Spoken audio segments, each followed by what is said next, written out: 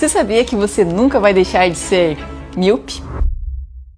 Mesmo quando a gente realiza uma cirurgia refrativa, seja o laser, o LASIK, PRK, um implante de lente intraocular, a gente não vai mudar a anatomia do nosso olho. A gente vai ficar mais independente dos óculos, não vai precisar das lentes corretivas para enxergar bem, porém as características do olho míope, elas vão continuar. E quais são essas diferenças? O olho míope, ele é especial, ele é um olho mais alongado, ele cresce mais no seu comprimento axial, com isso a sua retina é mais fina. E por isso a gente tem algumas alterações estruturais, sendo mais fácil da gente ter um descolamento de retina, a gente ter alterações na mácula, maculopatias miópicas, catarata precoce, glaucoma do alto míope, ou seja, doenças que potencialmente podem levar à cegueira. Por isso, se você tinha uma alta miopia, graus iguais ou acima de 6, jogou seu óculos fora porque agora você não precisa mais dele, mas você precisa manter o acompanhamento com seu médico oftalmologista e manter todos os cuidados de alguém que tem ou tinha uma alta miopia.